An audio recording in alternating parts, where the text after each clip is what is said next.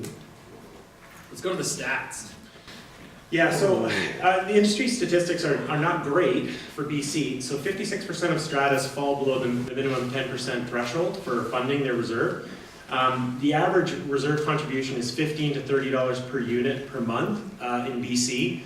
And in North America, on average, it's $60 to $100 per unit per month. And to touch on what Sean mentioned, when we first started our depreciation report division at VFL, the first company that ever contacted me was a credit union that wanted me to come out and teach them how to read them so that they could choose whether or not to lend to first-time home buyers.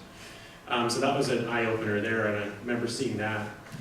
So I pulled our stats. So we looked at our buildings in general, and again, there's all kinds of different. New buildings aren't going to have great savings.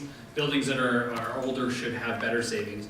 So on average, the per unit contribution, so means what is going into the reserves, $420 per unit. And that, interesting enough, that's gone up 19.5% in the last 2 years.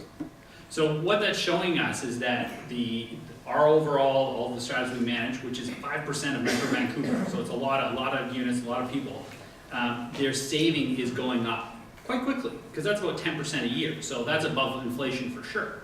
So I think a lot of that is to do with depreciation report and strata councils and strata corporations understanding that they now have to save more than they did in the past, and so we're starting to see more and more savings as the strata corporations start to, and we're going to talk about this, look at their funding models and what it is.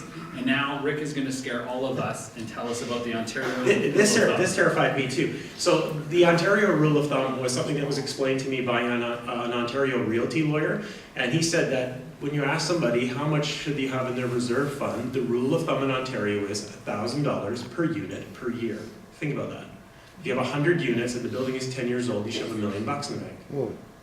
But the rule of thumb, the rule of thumb breaks down for buildings that are quite old, and also breaks down for buildings with a lot of units. But for first-time home buyers, they save about $1,000 a unit per year, and that blew my mind. Yeah, so we're at 420, so we're not even half of what they're saving. Now it's different there, and you can see that we're really behind the ball. Rick, you're always good at talking about this. Right. So BC we came in dead last. That's not really surprising. Quebec is not included, but of course Quebec is outside of all same lawmaking, so they're going to do their own thing. And the territories, I mean, we talked a little bit about the territories. None of it doesn't have a requirement for depreciation report, but there is not a single condominium corporation in the territory of Nunavut. And just as an aside, the territory of Nunavut adopted the National Building Code of Canada in 2005 and the Fire Code in 2010. So they are playing a different race altogether. They're not in this game. But as far as depreciation report goes, we're the only ones who decided to call it a depreciation report. Everyone else calls it a reserve fund study.